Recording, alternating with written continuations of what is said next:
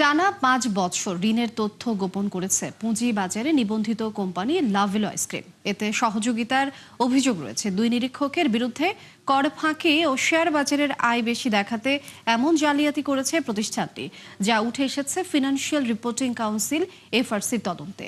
যদিও অভিযোগ অস্বীকার করেছেন নিরীক্ষকরা। রুহুল আমিনের রিপোর্ট।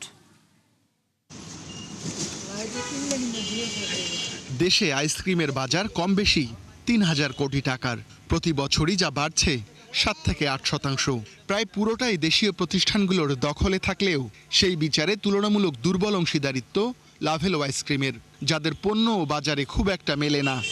এই কোম্পানির নাম আমি ফার্স্ট শুনেছি, আর কখনো শুনিনি। আমি সেবই শুনেছি, পোলার শুনেছি, এগুলো শুনেছি, এগুলো বিশেষ করে শুনেছি। লাভেলো ঢাকা শহরে খুব কম জায়গায় পাওয়া যায়, ঢাকার বাইরে হয়তো পাওয়া যায়। তবে বাজারে প্রভাব না থাকলেও Tofika foods and Lovello ice cream নামের এই কোম্পানি কয়েক বছর ধরে আলোচনায় নানা জালিয়াতির অভিযোগে, যার প্রমাণও উঠে এসেছে এফআরসির তদন্তে।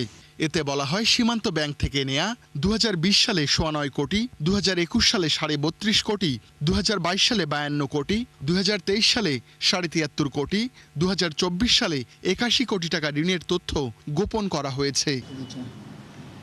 এ বিষয়ে বক্তব্য জানতে কোম্পানিটিতে যোগাযোগ করেও সাড়া মেলেনি। তদন্তকারীরা জানিয়েছেন, কর ফাঁকি দিতে দায় ও সম্পদ গোপন করে লাভেলো। এছাড়া ঋণের বিপরীতে ব্যাংকে দেয়া সুদও কম দেখানো হয়েছে। এতে নেট অ্যাসেট ভ্যালু ও শেয়ার প্রতি আয় ইপিএস বাড়ে কোম্পানিটির। ম্যানেজমেন্ট তো অবশ্যই এর মধ্যে ইনভলভ ছিল। তার সঙ্গে আমি বলবো যে অডিটার, তাদের প্রচুর দোষ ত্রুটি আছে, তারা এটা না দেখে করেছে।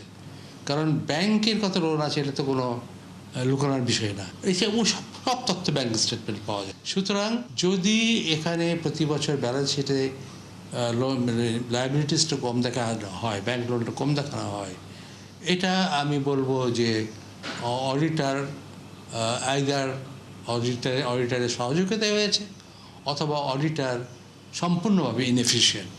তদন্তকারীরা জানিয়েছেন, ২০২০ ও ২১ অর্থ বছরে লাভেলোর আর্থিক প্রতিবেদন নিরীক্ষা করেন ইসলাম কাজী শফিক অ্যান্ড কোম্পানির পার্টনার কাজী শফিকুল ইসলাম।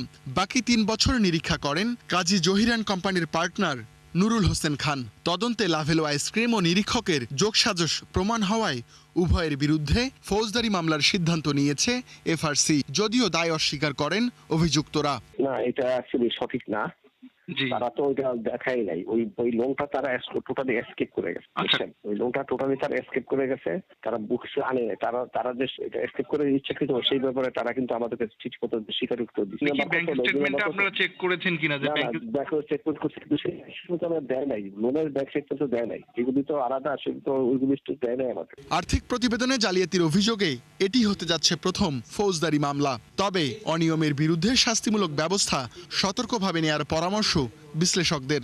অবশ্যই এটা ভালো খবর যে তারা শাস্তিমূলক ব্যবস্থা গ্রহণ করছে, কিন্তু তারা যেন বাড়াবাড়ি না করে, তারা যেন বিষয়টা ধীরে ধীরে উন্নতির দিকে যায়, হঠাৎ ডিসরাপশন না করে, এবং অডিটারদের যে সমস্যা আছে সেগুলো বুঝতে পারে, এবং সার্বিকভাবে যেন একটা সময়ের স্প্যানের মধ্যে একটা অডিট কোয়ালিটি ইমপ্রুভ করতে পারে, সেরকম ব্যবস্থা নেওয়া উচিত।